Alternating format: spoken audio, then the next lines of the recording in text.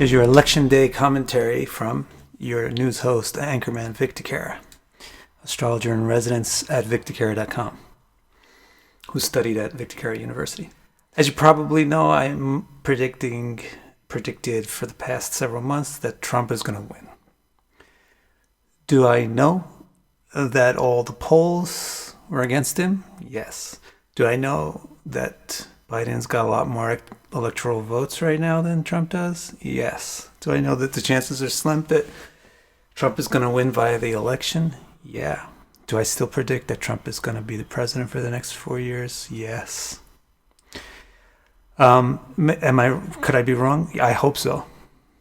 I mean, I hope I'm right for the fact of, wow, that'd be cool. I got this right. But for the sake of the world, I hope I'm wrong. Anyway, Trump is not the guy who has to win an election by votes. Now, that might sound crazy, but that's Trump.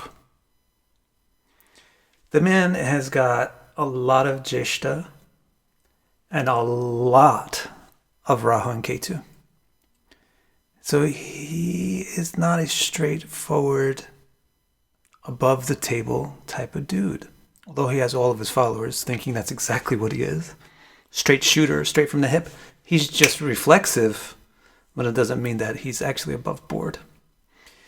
He's a magician, Jeshta, Nakshatra, and Rahu, Ketu. So he's not going to win by votes. And to be quite upfront with you, I'm surprised that he has as many votes as he does.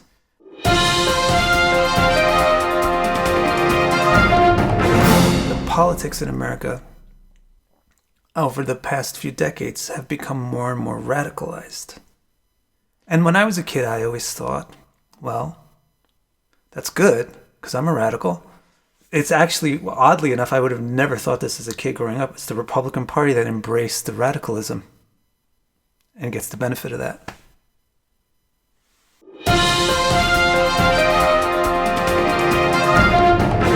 What this whole Trump presence just shows is how insane people are and how much they believe whatever they want to believe from their gut.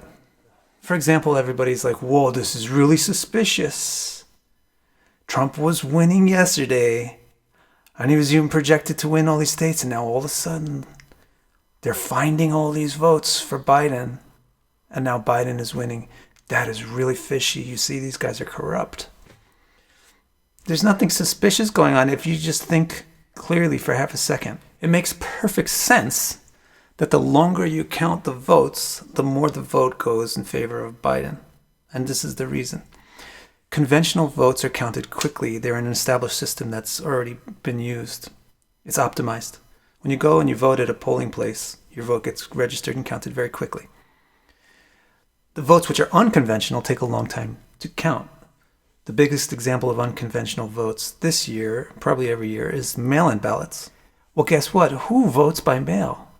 How many Trump supporters vote by mail when Trump himself is the one saying mail-in voting is a fraud? The predominance of people who are going to vote by mail are not the people who believe in Trump. So the predominance of the votes that come in later are naturally going to be for Biden. What is so suspicious about the fact that the more you count the votes that take longer to count, the more Biden votes you get? There's nothing suspicious about it. But see, it doesn't surprise me at all anymore that people who vote for Trump won't listen to that at all. They'll just say, no, it's the deep state, it's some conspiracy, the Illuminati, the aliens, the flat earth. But what is surprising me is how many of those people there are out there. I'm still naive, so I still think maybe it's just in America. But maybe it's the whole entirety of humanity in Kali Yuga. So it doesn't look good for the future of the planet Earth. But then again, who's surprised about that? It's the entry into Kali Yuga, so what do you expect?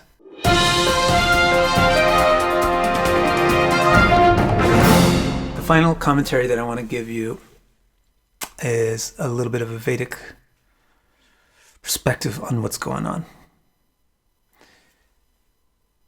What we actually see in the presidency of Donald Trump, whether it lasts for 4 years or 8 years, is a very, very, very explicit and vivid description of one of the key traits of the progress of Kali Yuga. So in order to understand this clearly, let me just first explain that there's basically 4 types of personalities in human beings. The first type is called a Brahmana, which is an intellectual type. They think and they operate on ideas.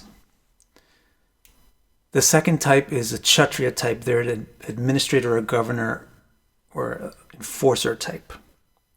The third type is a Vaishya type. They produce resources and they do business. And the fourth type is a worker type. So with those 4 types, we can understand the cycle of 4 ages: Satya Yuga, Treta Yuga, Dwapara Yuga, and Kali Yuga. In the Satya Yuga or Krita Yuga, the first yuga, the best yuga, all humans are extremely Brahminical.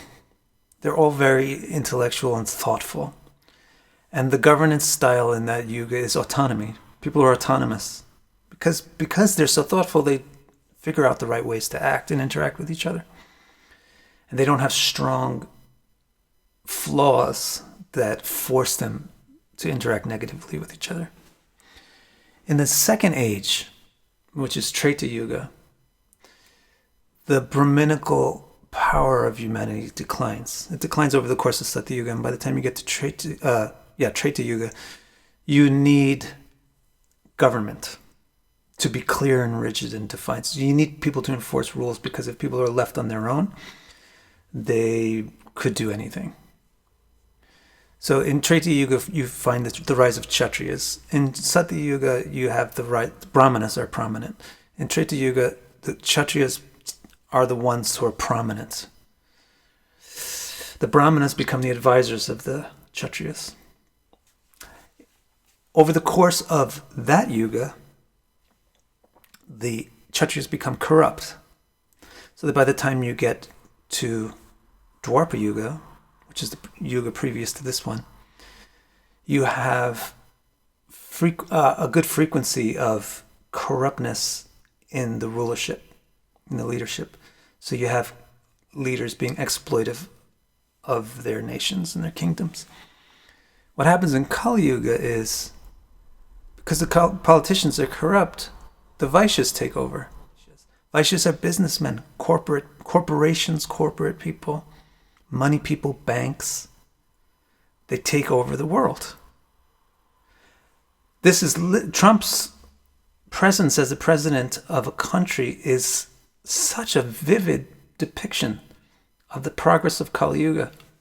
Now, I say progress of Kali Yuga because according to the actual Veda, not Yukteswar, who has a different theory about yugas, completely different, but according to the actual Vedic concept of yugas, there's a 35,000 year transition period into Kali Yuga, of which 5,000 years have passed. So we're revving up towards Kali Yuga currently.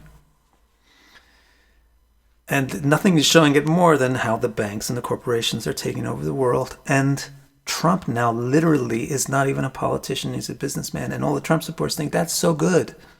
That's great. We love him for that. He's not a politician. We hate politicians. They're corrupt. But he's a Vaishya. He's a businessman. Businesses are naturally inherent corrupt. Kshatriyas have to become corrupt. Vaishyas are already corrupt by their nature. The very nature of business is to make money. That means inequality. That means I prosper, you pay. And I to get money from you. So the fundamental nature of Vaishya is already somewhat corrupt. It becomes more and more and more corrupt as the Kali Yuga is going to progress, and eventually all you're going to be left with are Shudras, or common people, left to fend for themselves.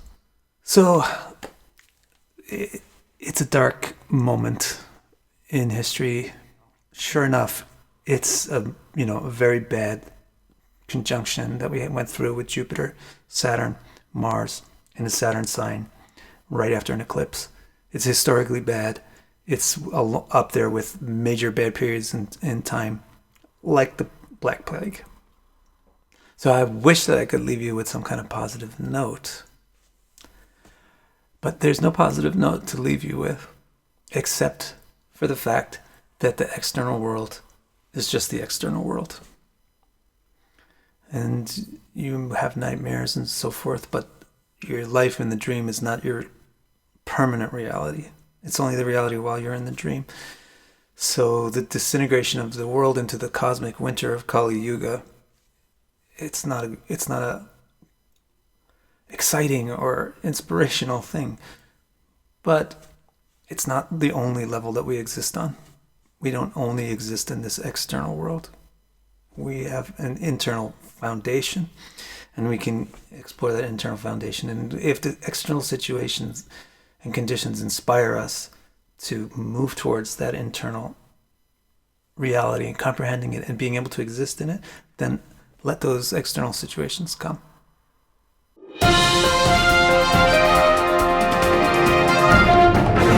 Whether he wins or loses, astrology is blessed. Because if he wins, then what I'll do is I'll explain this simple system that I have for predicting that he won. If he wins, I'll explain the system and I'll analyze all the previous elections up to probably 1970 or something to see how that 2-point system holds up. So that would be a useful thing. If he wins, then we can derive some kind of predictive technique that works. If he loses, we'll do the same thing, but we'll just figure out why is it that this technique which worked in 2016 didn't work in 2020. So I'll make a video analyzing all of the elections between 1970 and now to try to see the holes in that, or the thing that I overlooked. So whether he wins or loses, you'll be fine on my YouTube channel. So make sure you subscribe and vote for me.